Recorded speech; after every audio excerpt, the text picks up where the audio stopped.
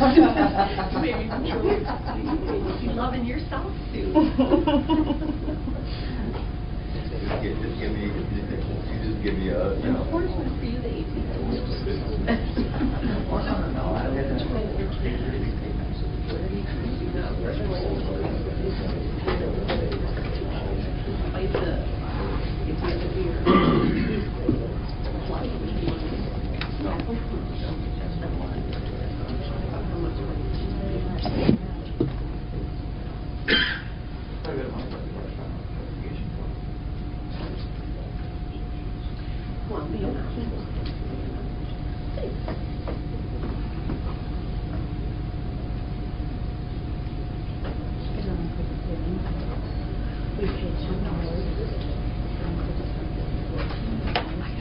We've paid all money to cost except $45,000.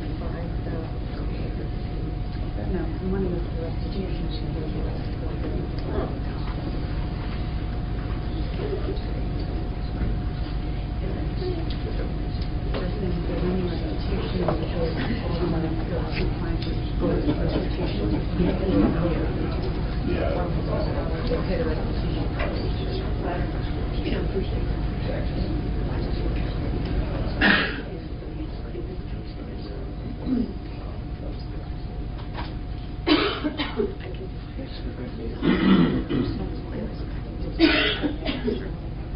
It's all about the spin. You should finish it. She's advancing up those things.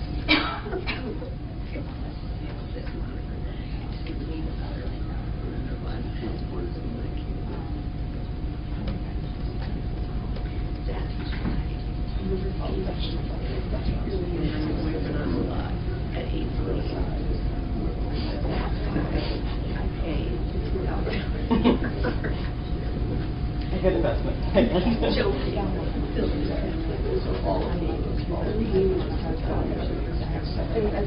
Yeah, that's just the problem.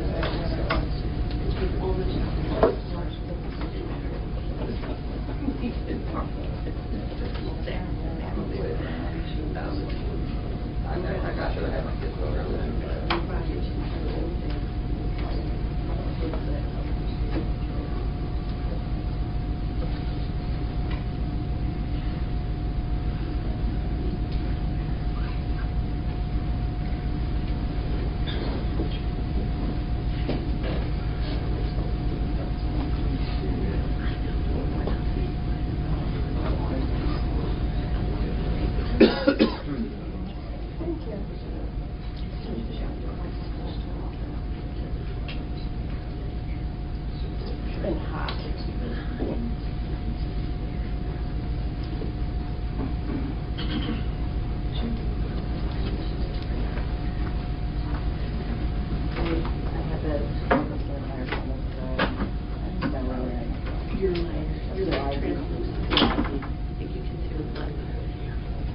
Yeah, we'll read it off the globe, whatever.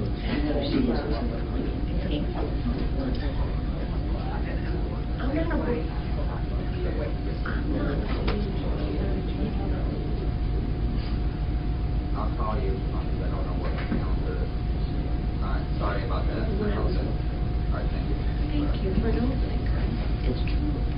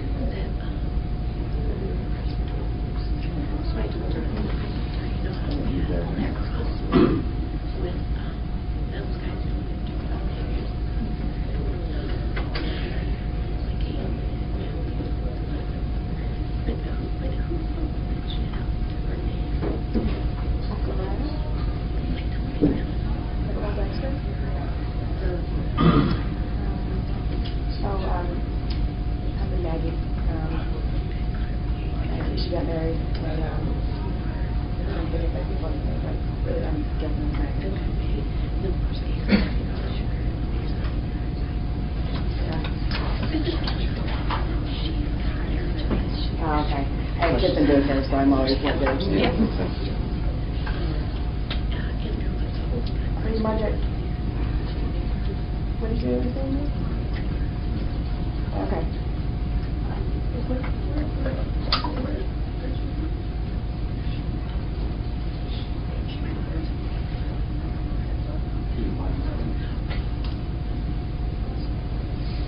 Well, I think most of the names I recognize and I have a couple other cases with your office with Eric Girls. Yeah.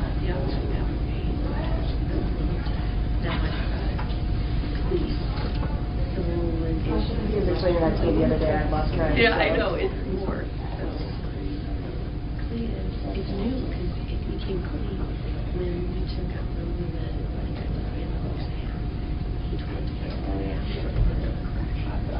So they retained some of the litigation rights.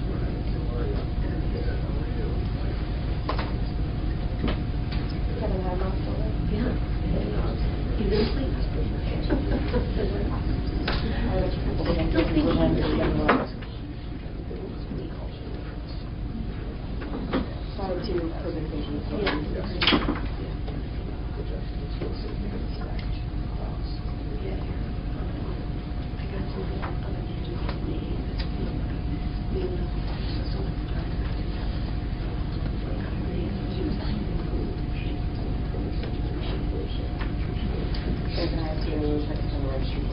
You did it. I do actually very little anymore. I do an installment law, but I don't another federal assignment close to what I like it. Yeah. So then doing Okay, so you're crossing purposely. Right.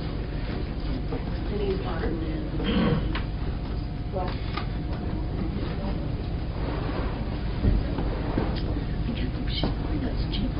Yeah, no, we're cheaper. We're playing Aspire, so yeah, we're much cheaper.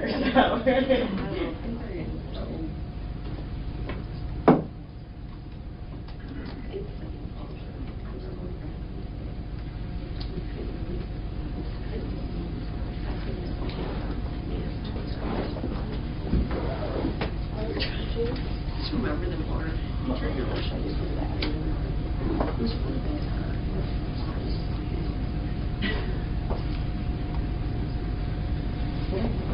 I'm picturing how I guess well, like working on the wall and stuff if you can't use paper.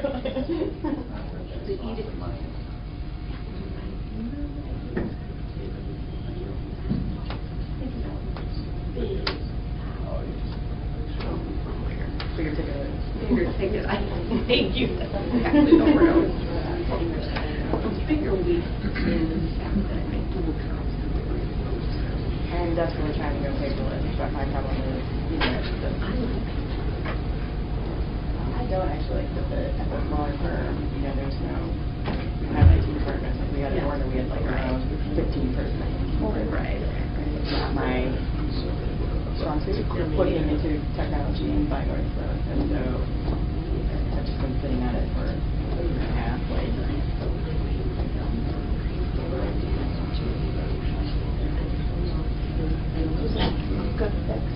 If you're at a beach, you don't want to iPad.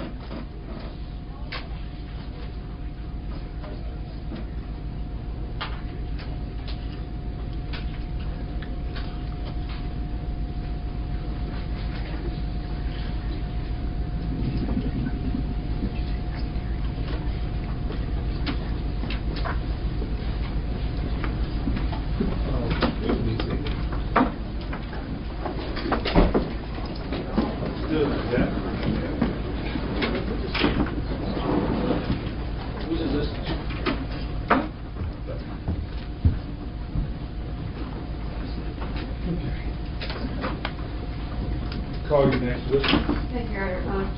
People recall Emmanuel Eichel.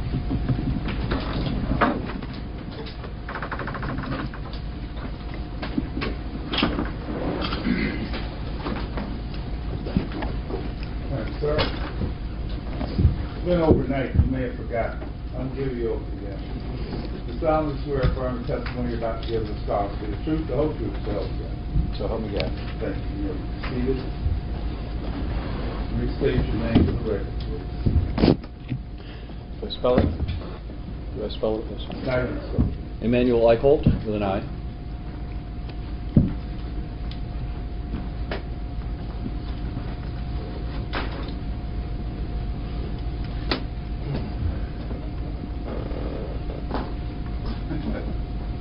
You know, when you break out new pens, you expect the ink to stay with them. You should have an investigation.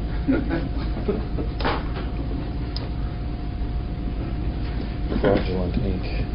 I'll tell you what, it's something going on.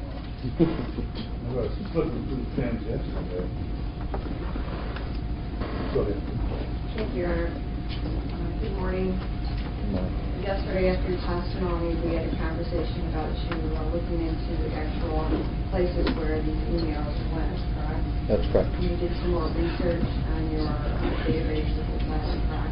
That's correct. And were you able to make a determination that any of these emails landed in Ingham County? Yes, I am. And can you explain that, please? I don't want to get into a lot of details about the little algorithm that I had to write to cause the emails to go out across the spectrum of Michigan. A lot of boring details, but bottom line boils down to 358 records of people, individuals that received the email in Ingham County alone. Thank you. Can I just ask you one additional question with regard to Teresa Abed? Do you recall where her I just literally before you called me, I just got the data back up on my system and got that query done, but that is within the scope. within the scope of Ingham County? It is. Well, let me be clear. My jurisdiction is for the city of Lansing. Okay, I'm sorry, Your Honor, within the city of And- Lansing? And with Ms. Abed, let's be further clear that she is a state legislator, albeit in say Lansing, but she is from Eastern County. That's not in my database. That's So correct, Your Honor. we need to know what came in Lansing proper.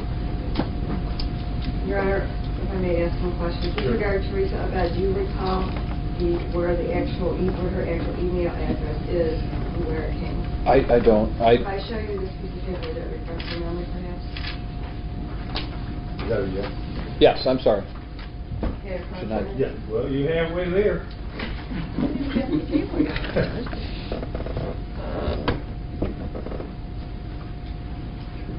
Teresa Abed at house.michigan.gov. Now, do you know where that is located at? Not off the top of my head. I have to look. I apologize. I've been scrambling through a lot of data. I've had 4 hours of sleep, and I've just now got to the point that I can look at all of this data, so I can answer lots of questions now at this point if you'd like. Okay. Did any of the addresses where they came back from your search within Ingham County end up in Lansing City? Yes. Do you recall how many? I just did the wildcard search on Ingham County right now, and I was scrolling through, and a bunch of them are in Lansing. So 358 records in Ingham County. I didn't do a subset query for Lansing, but I can quickly. Was there just one in Lansing? No, there was a good number of them in Lansing. I have no further questions. May I approach you?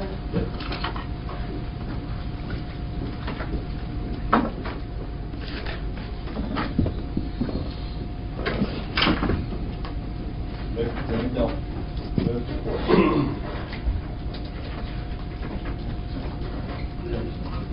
Oh, it's mine. Thank you. How do you know the emails were in Lansing? You mean, how do you know that someone's email address server is physically located in Lansing, or did somebody open an email from a location in Lansing, or what's? I don't understand your question. Well, let's start with it first. How would you know from your database whether the person who received that email had a server in Lansing? I don't know where people's server is in particular, unless I do a lookup. I can do that lookup if I need to go do that lookup, but I'd have to go to an external data source to do that.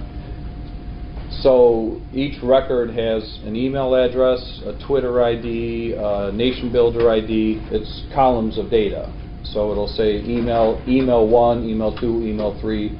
Email 1's their primary email account, email 2 is their secondary, and then tertiary is the 3.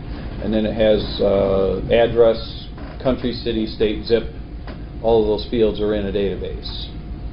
So you can't tell us if the email server that received that email wasn't Lansing? I could. If somebody asks me to go break that out, I could go hammer through the email servers out on the internet and take those email addresses, break out after the @ sign, so at AOL.com. Most likely AOL's not here.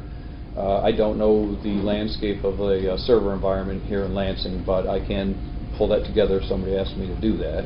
And you can't tell us if somebody was in Lansing when they opened the email address? Not legally. I don't do that kind of stuff. Clean that up, walk that back. I don't do black ops. I don't do black hat hacking. I do not. I don't have any other questions. All right. The email address you said was house backed out. Yes, sir. Your Honor. You know where the server for house backed out is? Not yet, sir. Your Honor.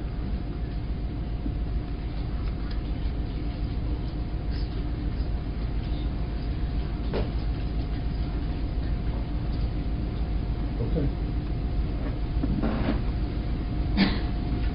You want the witness excused? Yes, sir. Okay.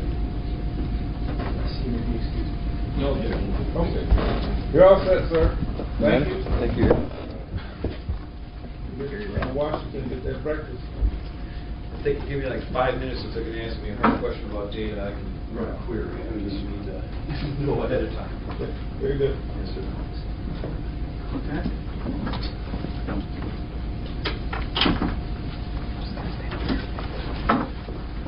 5 minutes with me. People call, Gary Randall.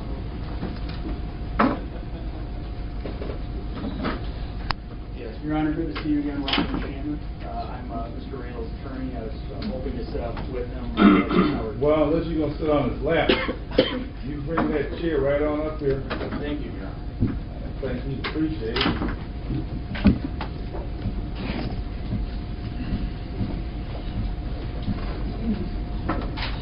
So raise your right hand. Solemnly swear affirm the testimony you're about to give in this cause will be the truth, the whole truth, so help you God. I do. Thank you. Please be seated. State your name for the record, please, and spell your last name. My name is Gary Randall. It's R-A-N-D-A-L-L. You should know at this time that Mr. Randall is accompanied here today by his attorney, Brian Shannon. This is subject to some motions on the non-party House staff members that I decided, and or actually with this witness, I think, and a couple others, a stipulation was reached in a protective order. This counsel is here to advise him. Certainly anything that we would fall within the attorney-client privilege would not be allowed. We're going to defer to his attorney for the most part on that. I say that to say, folks, let's make this pretty easy, okay? Go ahead. Thank you, Henry. Good morning, Mr. Randall. Good morning. You are the clerk of the House of Representatives in the state of Michigan. I am. And are you the individual who sits in all the sessions? Yes. Are you the individual who's given anybody permission to sign somebody else's name onto a BUBEC other than the designated representative? No. You have the authority to do that. No. Does anybody have the authority to do that? No. I'd like to draw your attention to House Rule 41C. Are you familiar with that? I am. What does that state? It says a member, when introducing a bill, must sign the bill and turn it in to the clerk's office. And signing a bill to you means what? It means that the member who wants to introduce, A foundation for the definition of sign, because I believe it's everyone's textbook rule.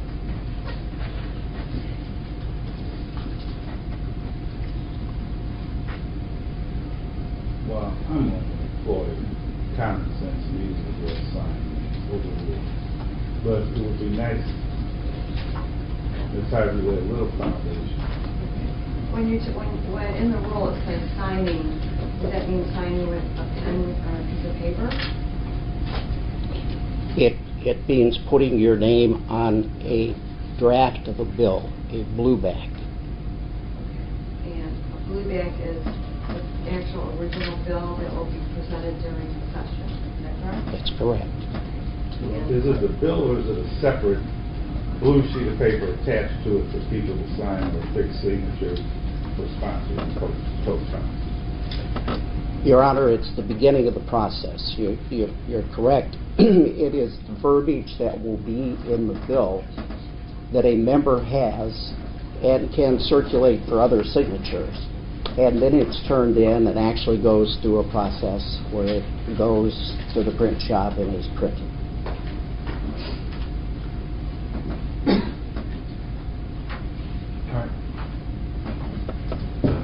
So, blue back is the piece of paper that's connected to proposed legislation, correct? Correct. And on the reverse side, the people that are sponsoring that bill must sign it with a pen on a blue back paper, correct? Correct. And Rule 41C makes it a non-delegable duty that the representative, him or herself, must do that. Yeah, it's up to the court to interpret what Rule 41C says. It doesn't say anything about non-delegable. So what does the rule say? The rule says that the member must sign the bill and turn it in. Okay. And how long have you been clerk of the House, the representative? I have been the clerk for 16 years. 16? Mm-hmm. Okay. And prior to being the clerk of the House, what was the position? I was the assistant clerk for a number of years and then state representative. Okay. And the number of years that you were clerk, assistant clerk, I'm sorry, was how many? 6. So you have 22 years then as a clerk or assistant clerk of the House? Yes. Correct? And as part of your duty, you're familiar with the rules, huh? Yes, sir. How long were you a state legislator? 18 years. 30 years? Right. Yeah. What's your objection, Mr. Mayor? I forgot. I did too. Overruled. Go ahead, Ms. Hurd. Thank you. So Rule 41C 3 says no person may add or remove any signature other than his or her own from a bill being introduced, correct?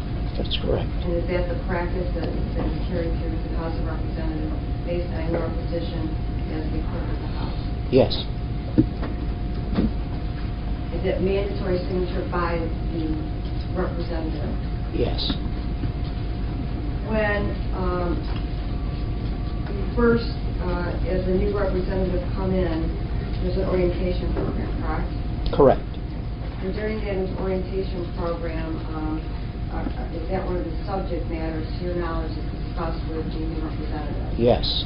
Okay. Is there any other thing done with regard to this particular rule and blue back at orientation?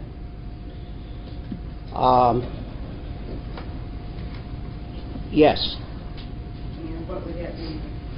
We spend a period of time on the floor of the House because there are new members coming in, going over the requirements for introducing legislation and what you need to do to draft bills and how you get them into the system. And at that time, is this Rule 41 brought to their attention? Yes. Do you do anything else with regard to their orientation, with regard to their signature? We asked them to sign a sheet. And what is the purpose of that? There are two purposes. One, we ask them to give us a phonetic pronunciation of their name, and we also want their signature. Sometimes it's difficult to discern. Let me rephrase that. Sometimes they're rather sloppy. That gives us an opportunity to identify a signature to a person. Do you ever utilize that sheet when you review, well, first of all, do you review blue bags when they come in? Does anybody in your office review blue bags when they come in? Yes. Are the signatures ever compared with the sheet that was provided at the time of orientation to the representative? Yes. Is that a general practice? Yes. Your Honor, may I approach? May I approach? Yeah, you know that. I've gotten yelled at before. Not for me. So if you want something I have here, that means that I have to give it to you. So, Thank you. it's not good. Mr. Randall, I'm showing you what's been marked as people's proposed exhibit number 7. Can you identify what that is a copy of? Yes, that is a copy of the signature sheet that we just referred to. And those are signed at the beginning. Is it prior to they start their term, or they come to orientation? It's prior to. Orientation usually occurs the week of the election, at the end of the week of the election. So it's prior. They are reps-elect at that time, but have not taken the oath. Do you see Todd Corser and Cindy Gamrat's signature on that page? Yes, I do. Was that signed to your knowledge during orientation or period prior to him taking office in January 2015? It was. Yeah. All happens. Thank you.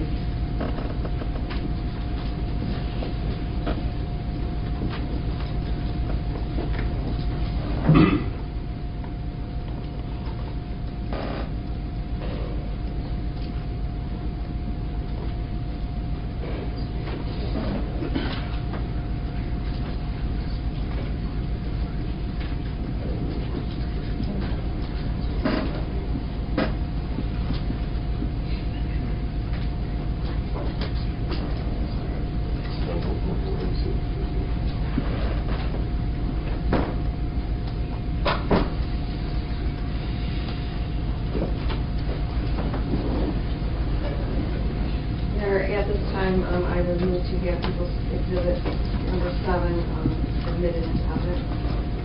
Any objection? I'll object on the grounds that the witness has testified that the signature on this sheet is Mr. Corser's signature. First of all, is there any white beer on the exhibit? Do you know that? Oh, hold on. Oh, I'm sorry. You guys have any white beer? Court?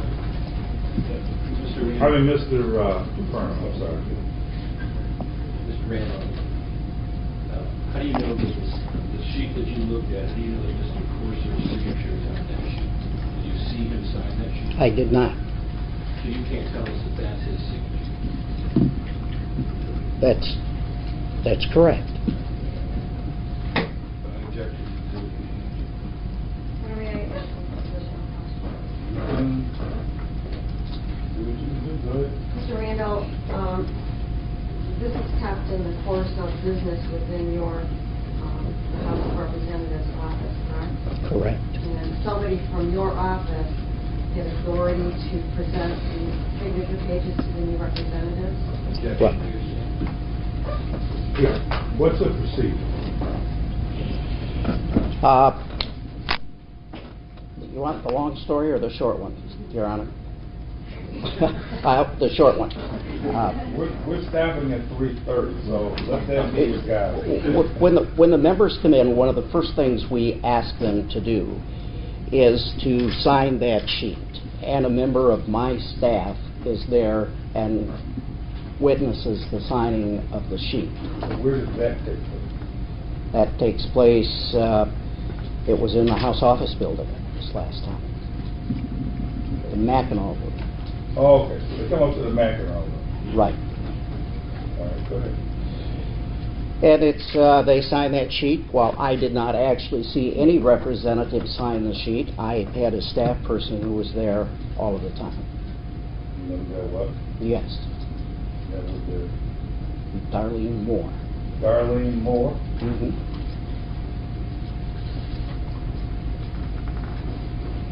Darlene Moore. She's working this time. She might have been one time. African American? Yes. She worked with Senator Bryant. She worked over there when I was over there. Okay. She was my administrative assistant. You're lucky guy. I am, indeed. Any other questions, Dr. Stewart? And these are kept within the regular course of business, correct? Yes.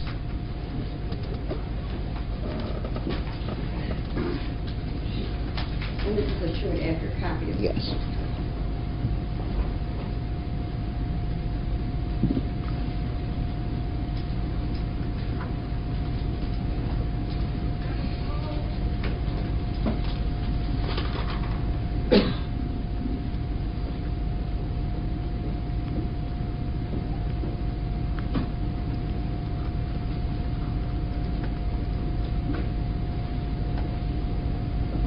Why are the signatures missing?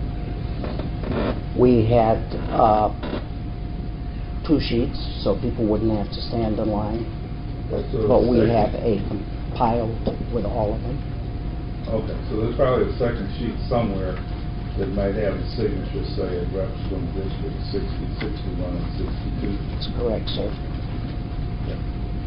All right. Based on the testimony, of course, we'll receive people who look this up. Thank you, Your Honor.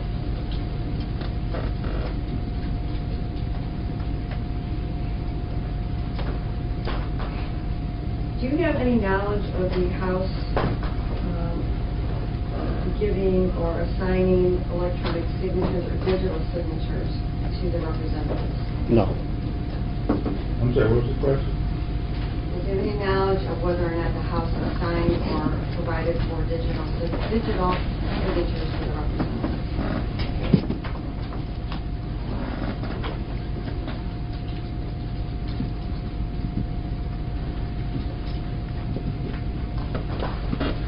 Would you agree that the main purpose of the House of Representatives is to make laws for the place of people in Michigan? Yes. Would you agree that that's the most important duty that the representatives have? Yes. During the period sometime between February and March of 2015, any member, past member, either then Representative Corser or then Representative Gamrat, come to your office, to you or your staff, and ask that they get permission or authorization to sign their representative's name on the proposed legislation? No. If someone were to ask that question, where would they go? Objection, no. And to Didn't do have a with- rule. Where would they go? Would you state the question again, please? If somebody was seeking permission to sign a representative's name on a blue bag, where would they go? There's no place to go. It's not allowed. Because It's not allowed.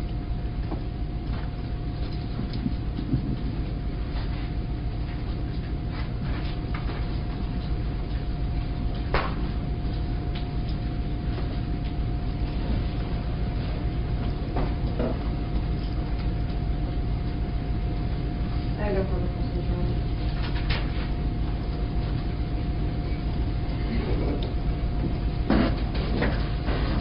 Roxanne?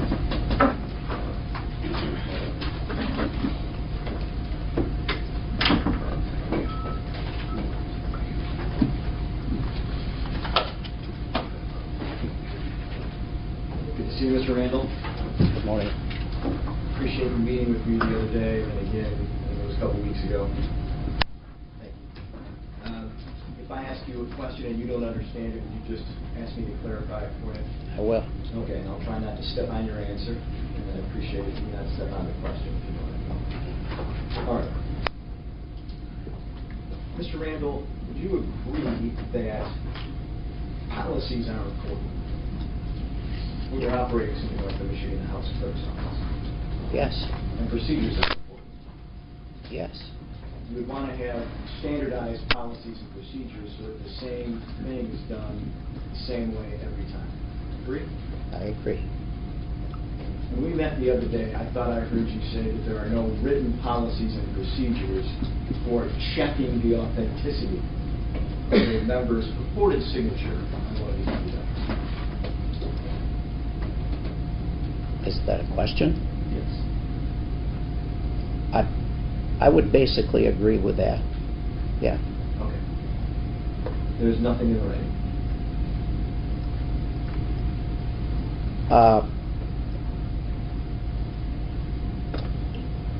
That's correct. I thought I also heard you say that you don't necessarily check the blueback that is submitted to verify the authenticity of the member's signature. Was I wrong? No. No. Is that what you told me? That's what I told you. Is that true? That's true. Okay. And maybe I misunderstood your testimony in direct examination, so let's just make sure it's clear. There is no standard practice for verifying the authenticity of a member's purported signature on a blueback, correct? Correct. So House Rule 41, it was described as C, but it's House Rule 41.1, I think. It could be violated, and you just wouldn't know about it as a clerk of the House. Agree? I agree. Now I want to make sure I'm clear on what the text of the rule is, and I thought we had.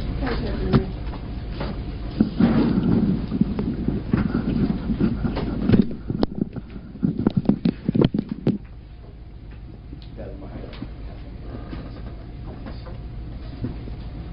Is this one?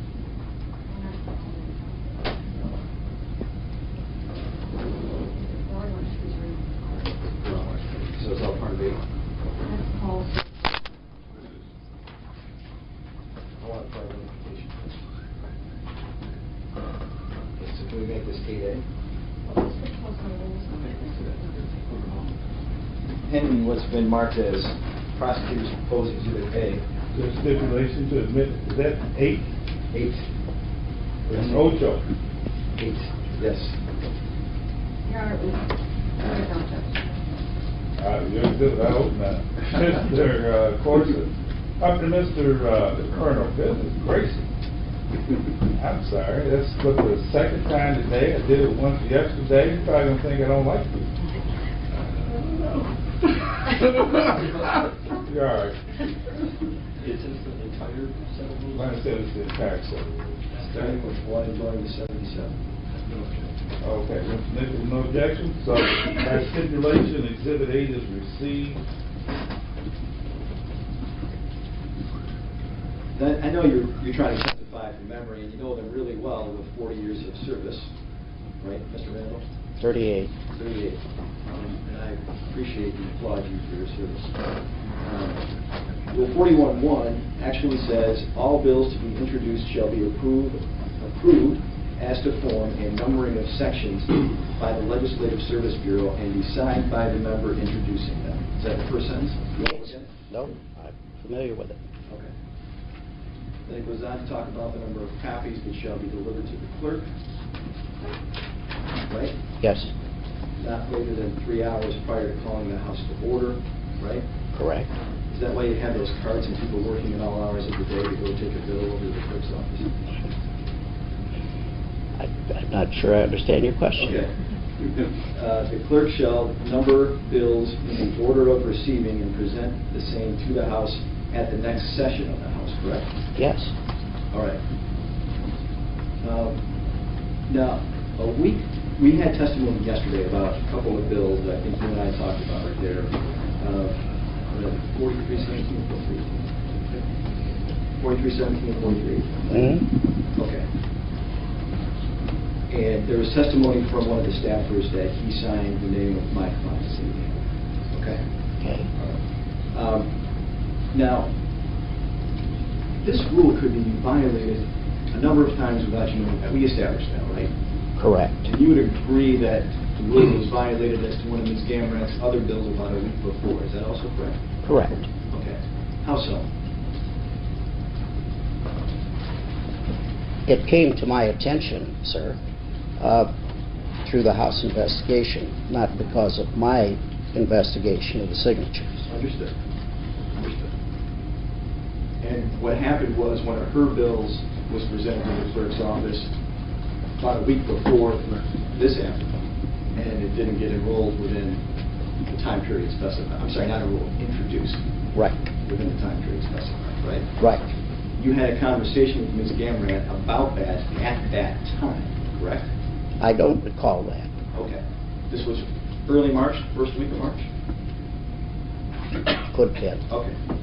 You had conversation with the other co-sponsors who initially signed that bill, correct? Correct. Okay. And you had a conversation with Kevin Cotter's also, did you? No, You did not? I did not. Did you have a conversation with anyone from his office? With regard to what?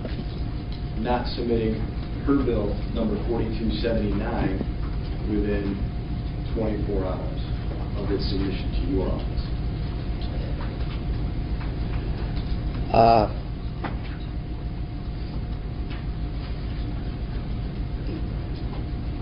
State the question again. Sure.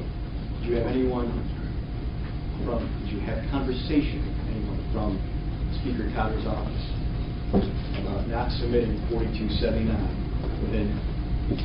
No. Okay. Do you want 8 at the bench, Your Honor? Yes. I mean, Coach.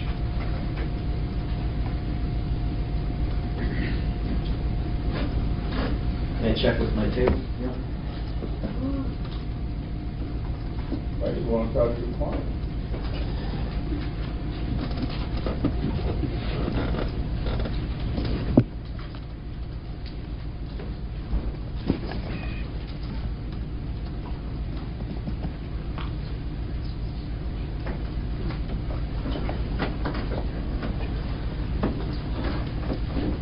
Ultimately, why did you not introduce 4279 within compliance with Rule 41?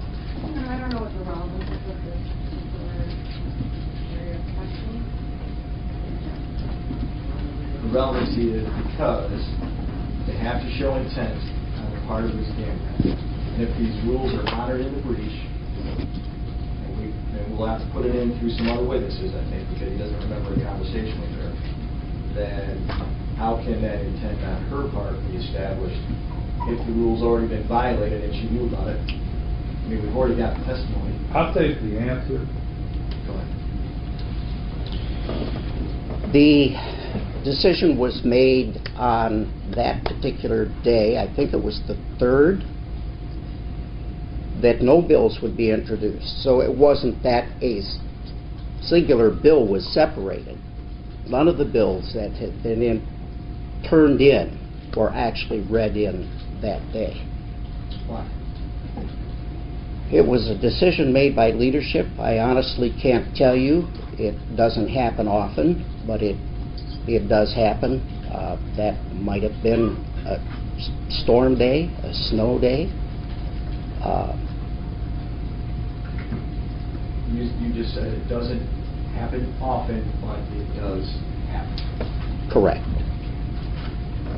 Mr. Randall, you are, I would consider you an expert in the policies and procedures of the Michigan House.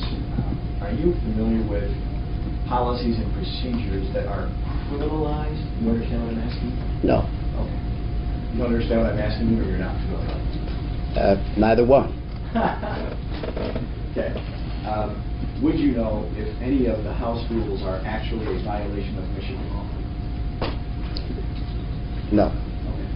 As part of orientation, obviously, that you don't talk to your freshman members like Ms. Gamrat and Mr. Corser about that topic.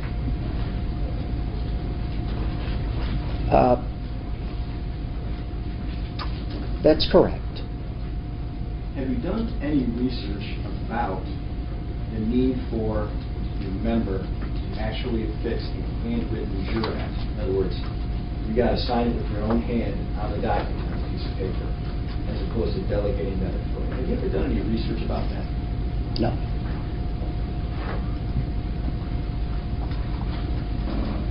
I think I'm done, but I better go back and check with the table if I may.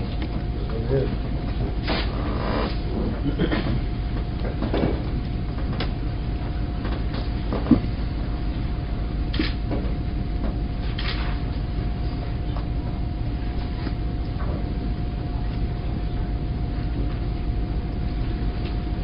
we talk about this, maybe your memory is getting better, maybe it's not, but let me just see if you can remember something specifically.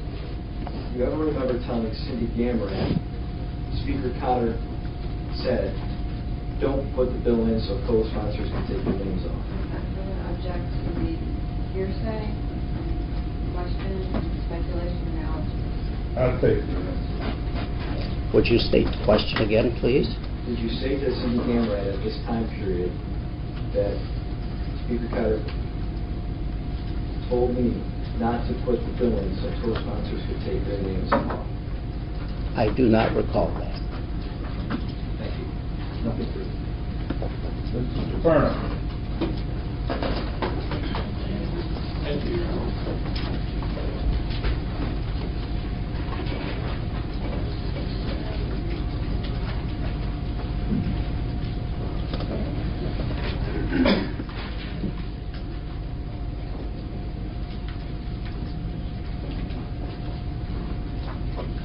Have you ever, in your 22 years of being in the clerk's office, witnessed an event where a house rule was criminalized? No.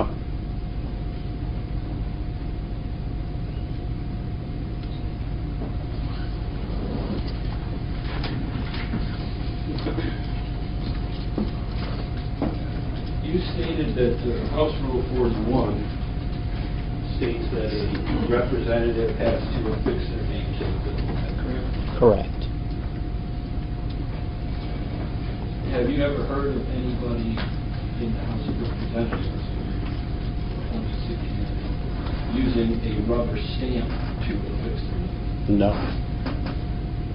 Have you ever heard that other people in the House of Representatives ask people to sign their names to bills? State that question again. Have you ever heard that members of the House of Representatives,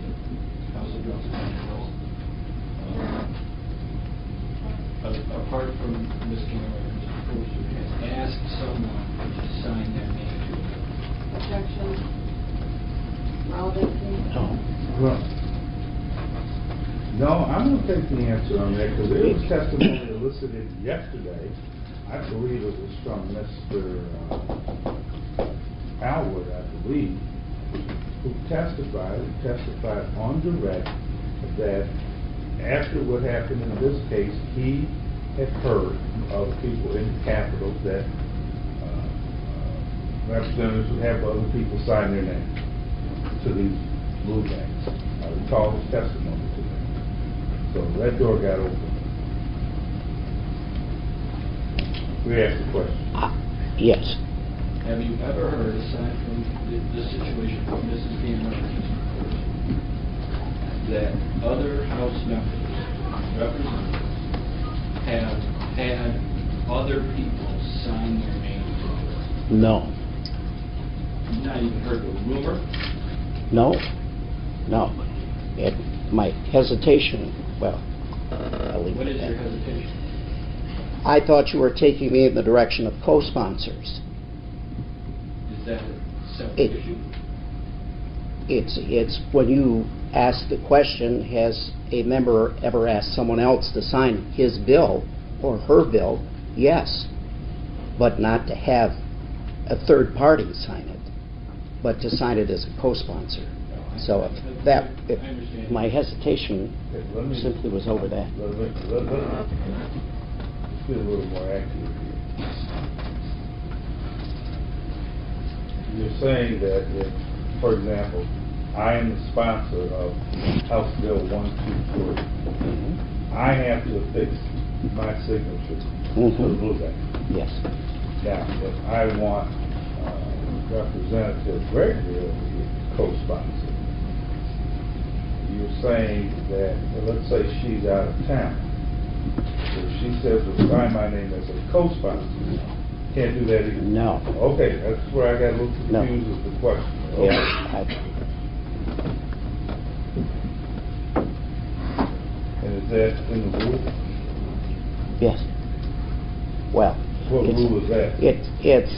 You can get co-sponsors to specifically say that, the co-sponsor has to sign. It's not in the rule, but we have always said anybody who signs a blueback must be the originator of the signature, must own the signature, must be the person.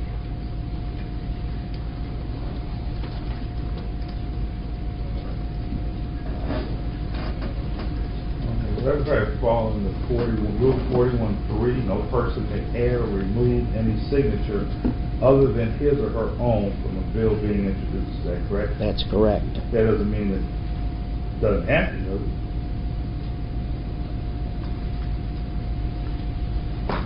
It's possible that could happen, right? It's possible. And you may not know about it, right? That's correct. Okay. You're not saying you did anything.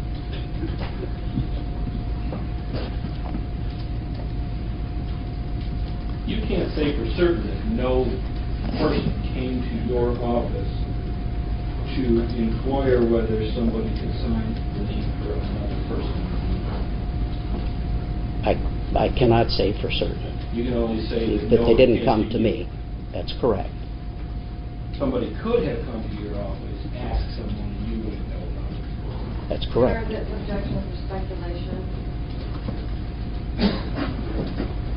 I mean, I think the answer was worse. Basically, what he's saying, I understood his testimony to be, what he's saying is, hey, nobody came to me. And obviously, he can't say if they went to anybody. See, he doesn't have any knowledge. Nobody came to him and said, Brett came and asked me this question. So I understand the context of which the question is being asked.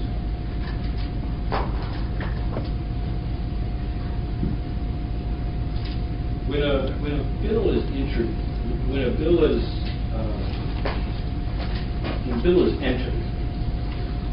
is the blueback entered as part of that bill?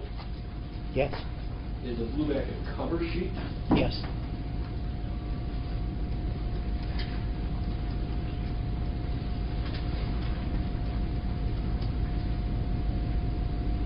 What is your definition of a bill? A bill is a body of language that has been introduced by a member or is ready to be introduced. It's a document that's been prepared by the Service Bureau. It will either enact new law or make changes to existing law. Why don't members, when they introduce this bill, why don't they just sign the bill? Why do they have to sign a blueback? Well, it's all one, if you will. It's just the color of the last sheet is blue. Is the blue sheet then become part of the bill when it's turned into law? It becomes part of the bill, yes, because all the sponsors are listed then on the first page of the bill.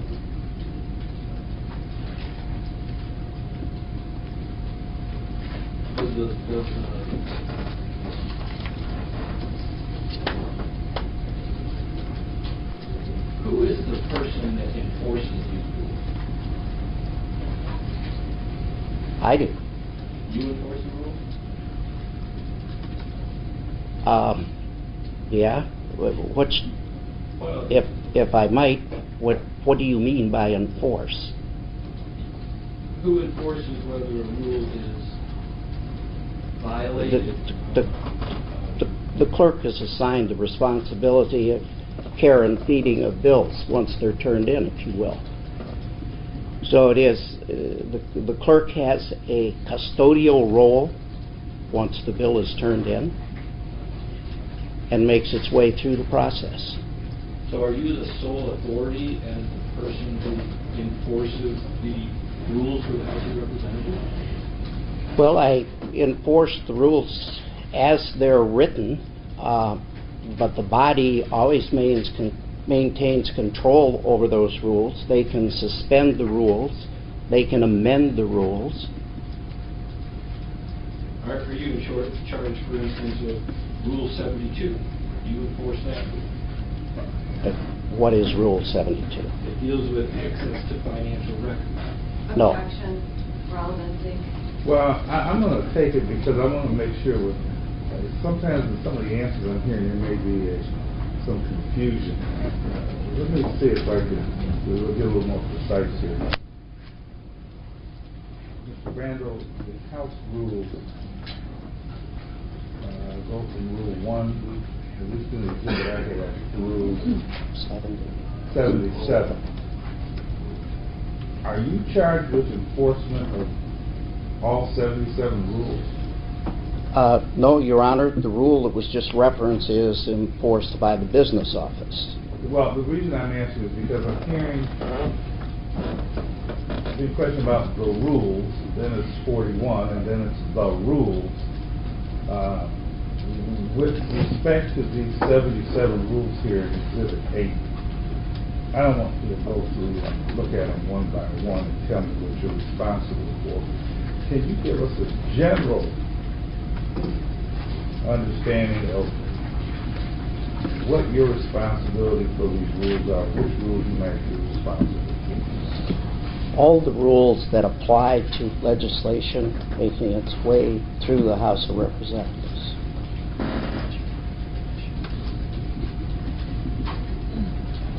So, for example, there's a House rule that says lobbyists not allowed on the House floor during session. Okay? If a lobbyist comes on the House floor during the session, is it up to you to have the person removed, or is that something the Sergeant at Arms would do? The Sergeant at Arms reports to the Clerk of the House. He is one of the 6 divisions under the Clerk's office. Okay.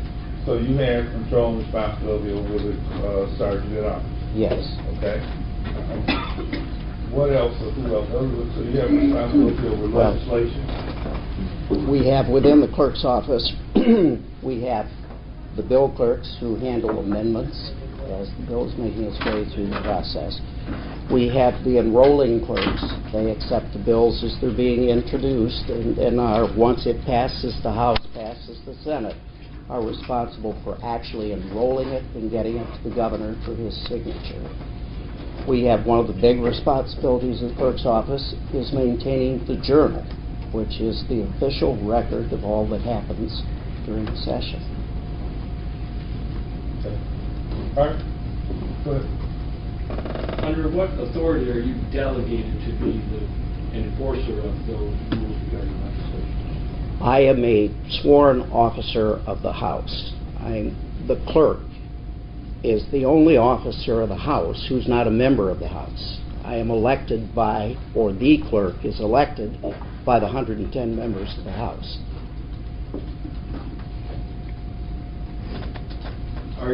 Do you have the authority to suspend enforcement of the rules? These No. rules we're talking about regarding legislation. No, suspension of the rules has to occur by motion. And when Mr. Nichols was asking you about Bill 4279, was there a motion to suspend the rules? No. So somebody took it upon themselves to just arbitrarily suspend the rules, correct? No. The bill had not been introduced yet, so was not subject to a motion to suspend with regard to it.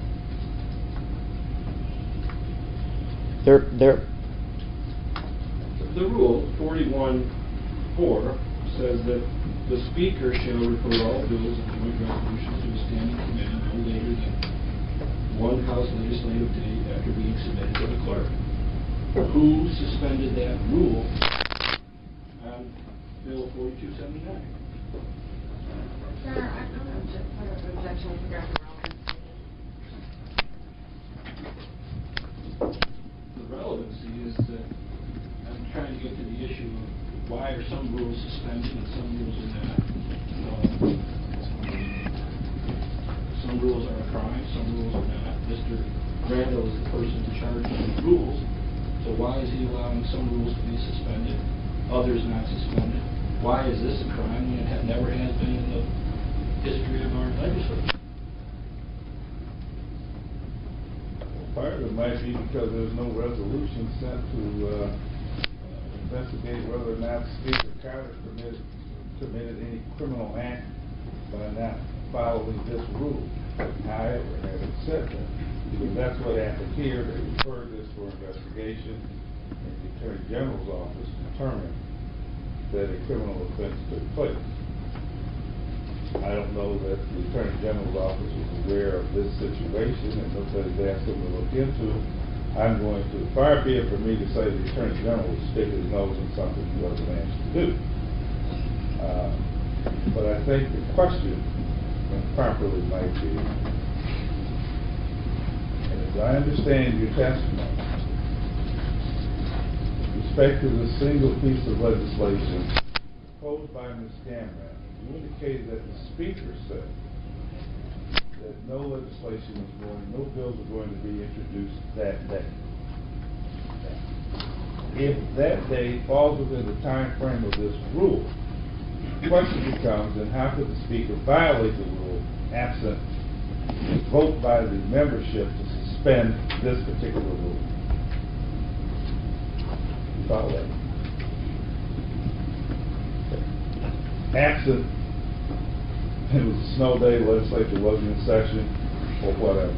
Why is that? How does that occur without a suspension of the rule? In all honesty, Your Honor, I would have to just say it's precedent that on rare occasions, the leadership will decide not to introduce bills.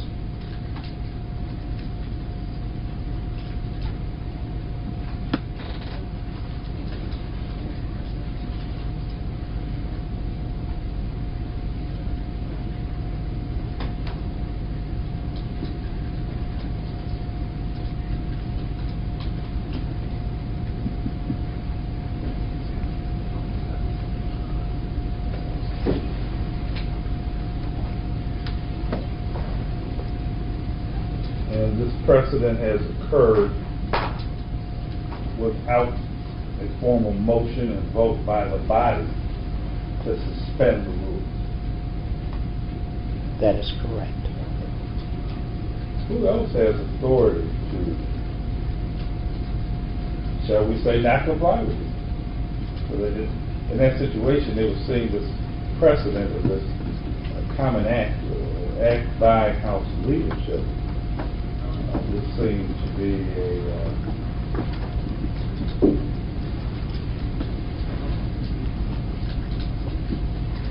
you're not following the rule. So who else has authority to say, well, I'm not going to follow this rule or a rule? No one. And where in the rules is the Speaker of the House given that authority? Well, the Speaker has the authority to set the schedule for any given day. Okay. And I think that's source. But the rule 41C? C4.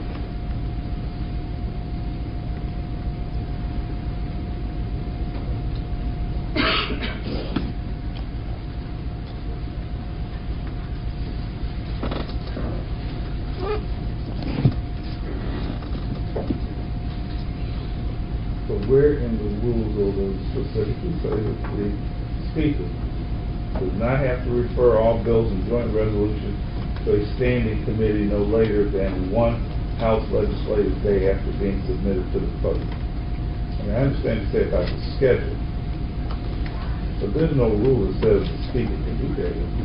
No. Thank you. Now, you've already testified that you're the person who enforces Rule 41. Correct? And I am enforce the rules, but I'm not sure what you're asking. Well, that's what I was trying to get to earlier. You stated that you're the person who has the authority. You're in charge of enforcing Right. rules Right. related Right. to legislation. Right. Why do you let the Speaker of the House tell you what to do? Clearly, the Speaker of the House has authority. So he has authority. Over- He can come and tell you to violate rules. Your Honor, I'm going to No. ask this line of questioning. I think we are starting to get outside a little bit. Mr. Colonel, let me ask you, do you serve at the pleasure of the Speaker? I'm elected by the 110 members, Your Honor. understand that. But if a speaker becomes dissatisfied with the way that a clerk is functioning, theoretically, a new resolution could be introduced to elect a new clerk. Well, effectively, the Speaker is kind of your boss. Yeah. I understand you have 110 representatives, but the Speaker of the House is your boss as much as the majority leader in the Senate is the boss of the clerk of the Senate. Yes. There's a chain of command.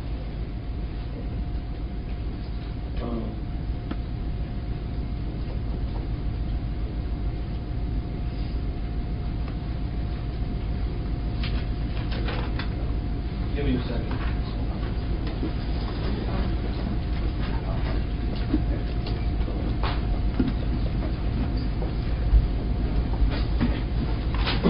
I think this is a good time for me. Sit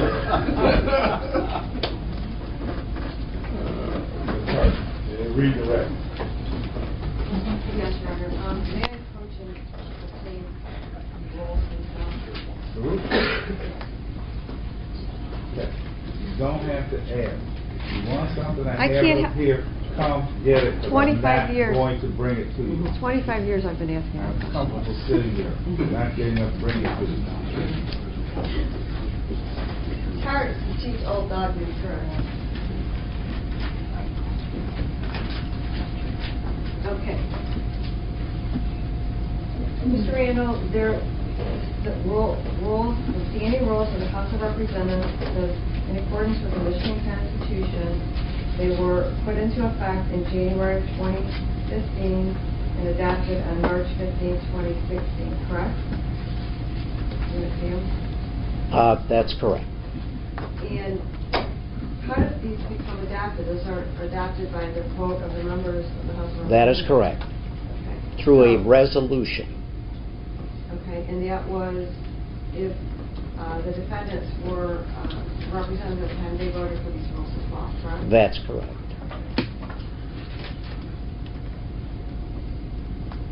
If somebody came into your office to pose a question about whether someone else designee could sign a blue back, and when the staff members talk to them, would they necessarily come and tell you that?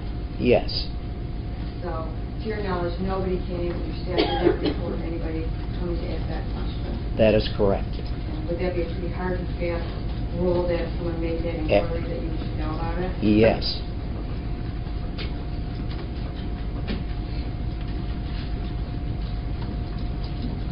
Now,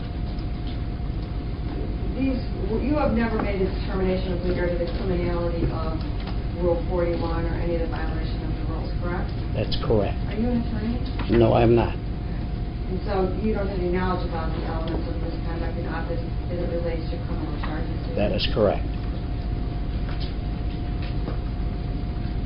And wouldn't you say that these rules, including Rule 41C, are essentially on the honor system of the representative?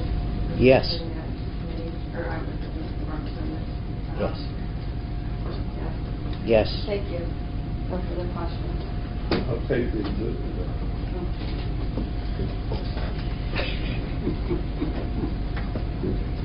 Thank you, Your Honor.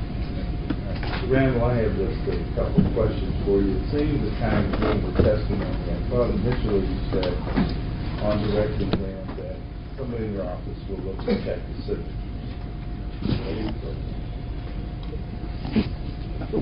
Yes.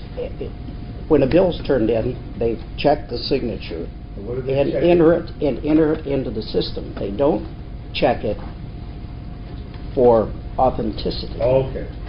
But they check it because, number one, only a member can introduce bills, and then the bills are entered electronically into the system, and so, yes. So they just check to make sure the signature is actually of someone who is a legislator. Correct. Is that why, as I look at Exhibit 1, which are copies of the blue back, Mm-hmm. we just take those, in the margin on each of those exhibits, I see printing of the word course. Yes. Would that be done by someone in your office? Yes. And is that how they check, or at least note that this is a actual member of the legislature? Yes, and it's done to aid the clerk when he's reading in, or she is reading in the bill under the actual introduction, which would be Representative Corser introduces House Bill 431A, a Bill 2, inserts it. It's done to aid the clerk. Some of the signatures are, quite frankly, if you caught them cold, you wouldn't know who they were.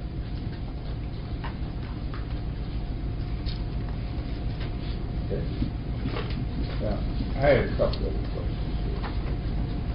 Given your 18-year tenure as a state legislator and as clerk of the House, with respect to the Speaker has a broad range of authority and powers, is that correct? That's correct. And if the investigative committee is formed, or if they want to investigate the qualifications of the legislator, it's the Speaker who determines whether or not that goes to the Sergeant at Arms or to or they create a select committee. Is that correct?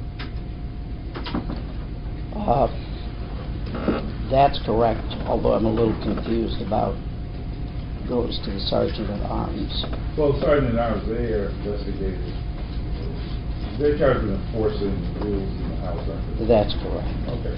But the Speaker can decide, and it's up to him whether he wants a committee to investigate or whether he wants somebody in the Sergeant's office to investigate. Theoretically, that's correct. And that's Yes. within his discretion. Is that Yes. correct?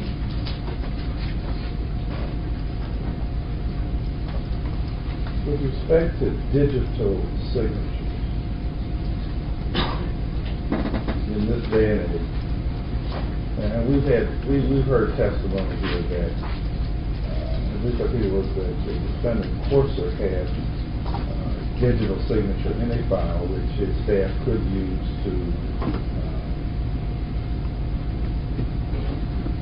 fix the correspondence letters, et cetera, et cetera, et cetera, et cetera.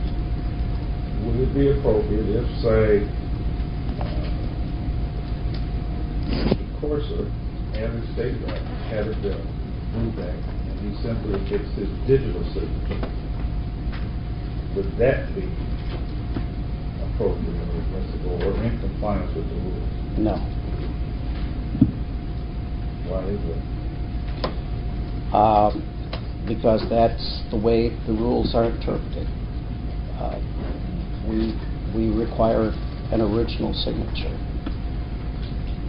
We look at legislation as being the key thing that we do. We take great precautions to make sure it's done correctly, and that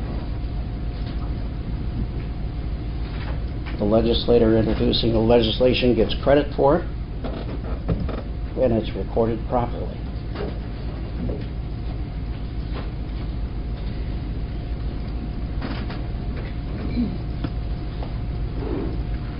So take a signature stamped and have to use either. No. Absent some emergency. Not then. So if I got in a car accident and my dexterity is right-handed, my hand was broken, and I want to introduce legislation, you're telling me that I'm just out of luck? No, I'd say you could sign it with your left hand. I broke both hands. Got cut off, it got burned in a fire. Well, what am I, put them? I'm just saying, some of us aren't ambidextrous to that extent, that you're saying then that there's no exception to it. Your Honor, should a unique situation like that arise, I'm sure that we would deal with it. Maybe it would require a rule suspension to do so. But they could move to suspend the rules. Yes.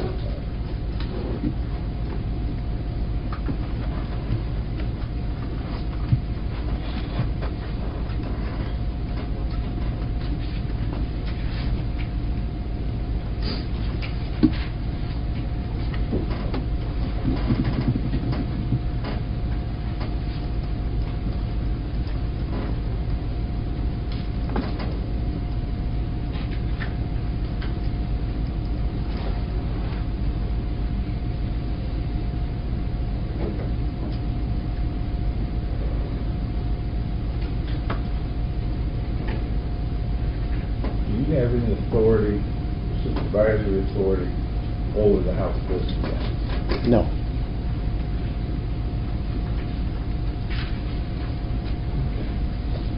I have no other questions. May the witness please excuse? Yes, Your Honor. Yes. All right, thank you for appearing, Mr. Randall. I'm sure those things you'd rather do today, but we'll certainly appreciate you being here along with counsel, Mr. Chairman. Thank you. Thank you, Your Honor. From carrying further proceedings in this case as it relates to this stage of the proceedings. 10:30, we're going to take a morning recess. Let's try to be back here by 10:45. 1:45. Thank you, Your Honor. Thank you. You're welcome.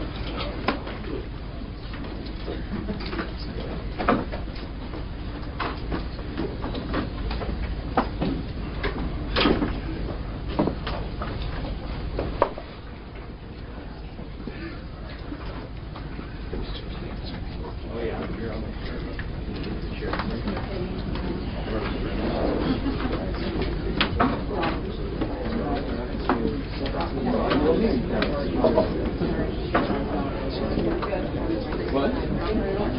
No, I'm fine. I think we're all doing that same day. I'm actually.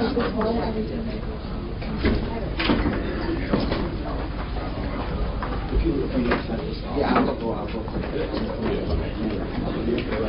Don't put them. Gotcha. We'll stay with it. All right, I'm okay with that. Did you just say don't get you in trouble? Yeah.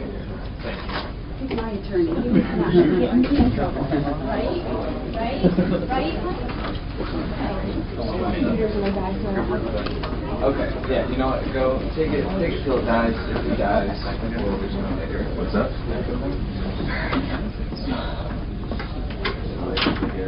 Pretty quick.